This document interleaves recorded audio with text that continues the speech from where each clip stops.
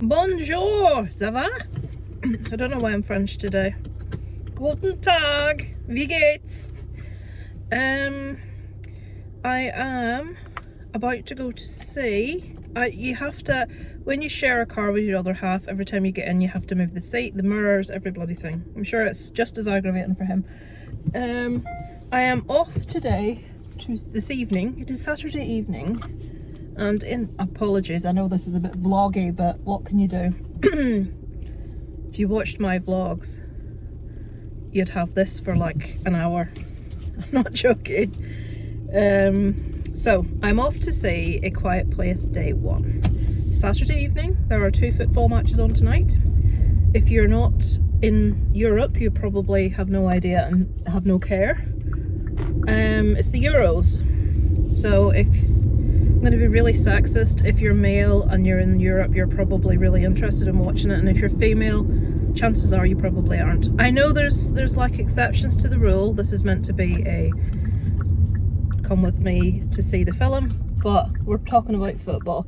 I used to be a massive fan of football. I supported Liverpool for a lot of years. I had the football shirts and everything. I was a teenager, and I started dating someone that was a big fan of Man United, and he made me sit and watch a thing, 101 best Manchester United goals.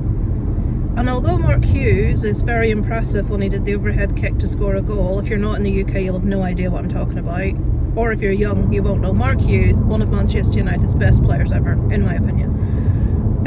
There's only so much of that you can watch before you're bored shitless. Similarly, I dated someone that was big into bikes and is a biker and loved watching motor racing, and there's only so many skid keens. There's only so many times you can watch people fall off motorbikes before you're bored shitless. So, I no longer watch football. My husband loves football, so he's happily watching the couple of matches tonight. I am taking myself off to the cinema. Yes, on my own. I find it very weird that people find it weird that I do that. So, I shall switch you off. I will no longer waffle, and I will let you know when I come out what I thought. What's his face from Stranger Things? Joseph Quinn. Without long hair. Not happy about that bit. I mean, it was amazing when Stranger Things introduced Eddie, Joseph Quinn's long hair Mettler character. The type of character that I have hung out with all my life. I'm the female version. We like our old traditional rock. We like the leathers, the denim, the patches, the long hair. That's my youth, guys. We were picked on mercilessly for being that way by what we call trendies, people that are into whatever's fashionable right now. And then they had a character that was basically us, and they're revered as being the favourite ever character in Stranger Things. It's like, when the fuck did that happen? We weren't popular in school, but I love it. It made Mettlers cool, like we all know that they are. So anyway, we'll see how Joseph Quinn is without his long hair. It will distress me somewhat, but we shall get through it. We shall get through it together, folks. And I shall let you know when I come out what I thought. I've parked over here, further away than I usually do from the cinema. Over there. Get a load of these. How cool are they?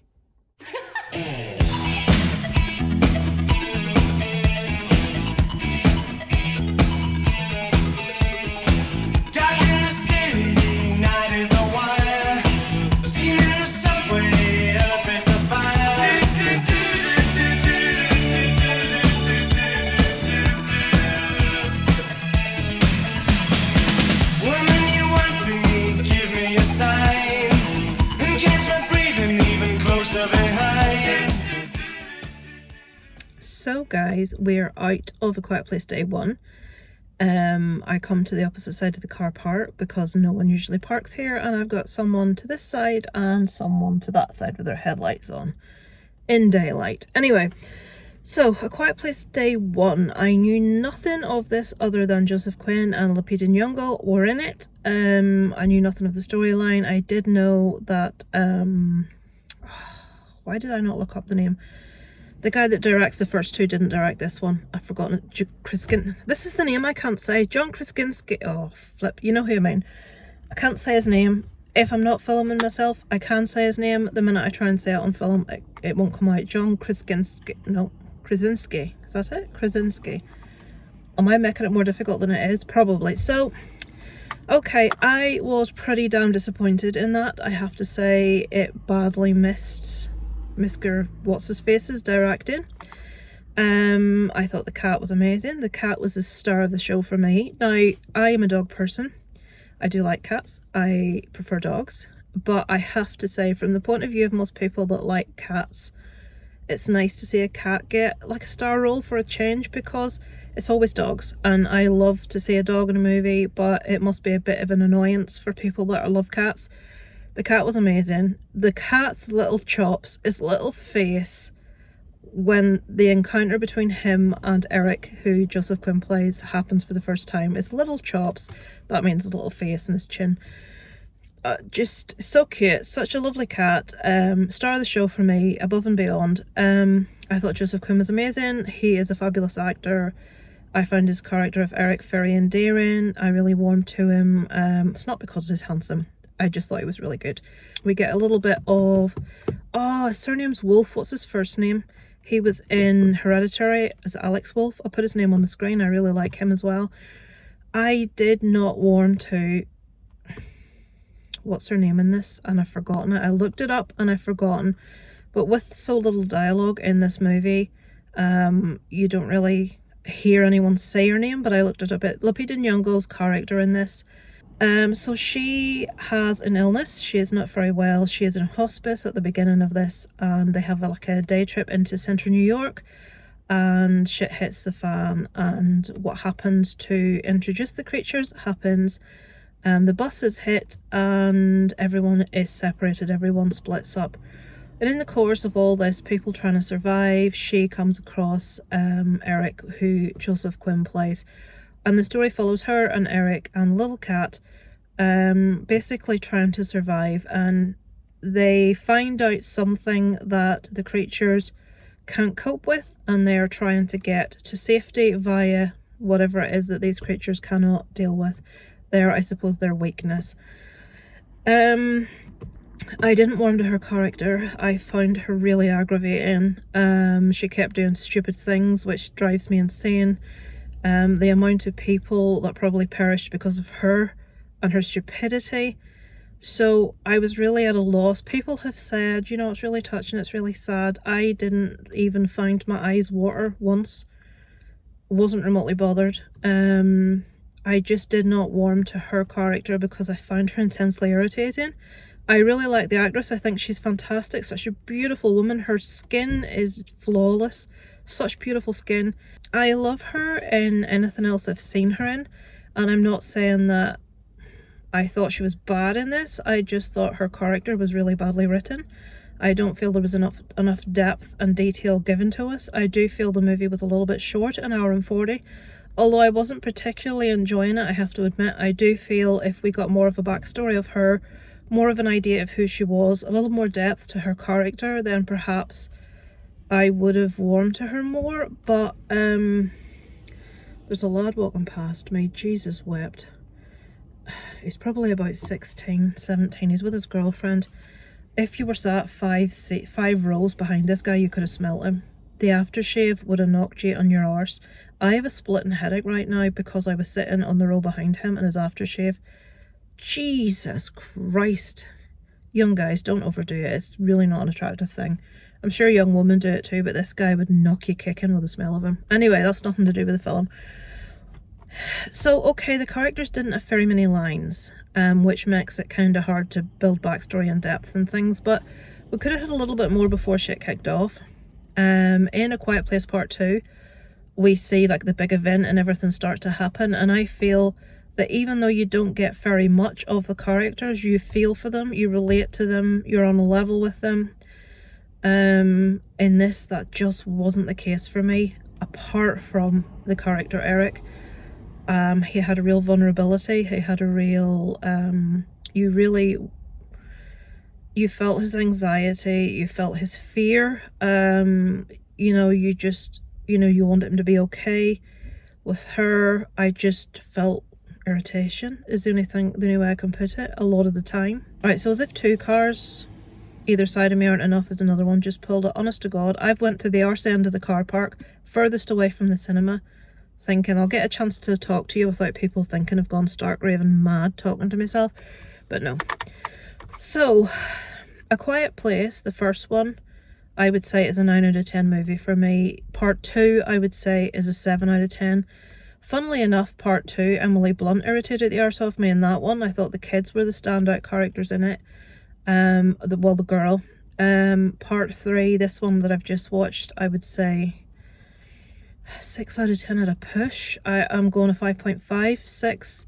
I thought, you know, effects wise it was very good, cinematography was good, the acting was fine, but I felt the writing was poor, the plot was paper thin, and I just, other than the cat mostly was the thing I cared about most, I just didn't, there wasn't enough for me to care enough for it to be impactful. And my big thing about movies, anyone that knows me, if I'm not feeling it, then I'm not enjoying it, and I have to feel it, and for that there wasn't enough for me to feel it. I was going to actually double bill. I was going to go straight into Bike Riders because that movie ended 3 minutes after Bike Riders start. Well, little dogs. There's 2 dogs passing 1 dog and they have to shout at each other. It's like when dogs are shouting at each other in the street, what do you think they're shouting? Fuck off! Who the fuck are you? What are you looking at? I don't know, but that was funny. So yeah, disappointing for me. As I say, I have a banging headache, so I didn't go see Bike Riders. That young lad and his aftershave has just knocked me for 6. So I'm on my way home. I could say to have some pizza, but no. I think I'm going to go home and go to my bed. Yeah, disappointing all round, folks. Have you seen it? What did you think? Are you looking forward to watching it? Would I say it's a must watch in the cinema? Absolutely not. Obviously, you know, you'll get more of the effects and the surround sound in the cinema, but you know, I'm not going to sit all night and talk about it, but you could poke holes in the plot all night. There are so many inconsistencies. There's so many things that make no sense. There's so many things that the actors are aware of that we're not told why they're aware of. We're not told what's going on in certain situations that we really could have done with knowing a bit more, why they're aware of certain things about these creatures that they wouldn't be aware of because they've just appeared. So yeah, it was disappointing, and I think it definitely showed that less is more. The effectiveness of part 1, where we barely saw the creatures, but when we did, and that scene near the end with John Krasinski, you know the one I mean, the scene was absolutely, you know, the tops of impactful. It was amazing, but in that I was like, no, I don't care. Is it nearly over? What time is it? This guy's aftershave's knocking me in my arse. I need to go home. I need to go to my bed. So disappointing, folks, it has to be said. I can't say that there's anything else on at the moment that I'm desperate to see in the cinema. I haven't seen Bike Riders yet. I want to see it, but it's getting the sort of time to get down to get a chance to watch it. Anything that comes in at a 12 or under, generally I will see because I go with my family, take Isaac. Anything over that, it's will I get a chance to pop in myself and see it. So next is, well, there's Deadpool Wolverine, and I'm gutted that Isaac's not going to be able to see it in the cinema. Obviously he will when it comes out because I'm such a bad parent. I obviously will allow him to see it. I've seen the trailer for it tonight for the first time. It looks very funny. The opening joke about pegging it just made me laugh out loud. It really, I love Ryan Reynolds as Deadpool. He cracks me up. So that's one of the ones coming up that I really want to see. I'm sure there's more. I can't think straight right now. The old head's not doing too good. I shall go. Thank you for watching. Let me know what you thought of A Quiet Place Day 1. Now I will be able to watch your guys' reviews. I hadn't until this point because I knew nothing about it, but I shall now check them out. Thanks for watching, guys. Over and out from Lisa Loves.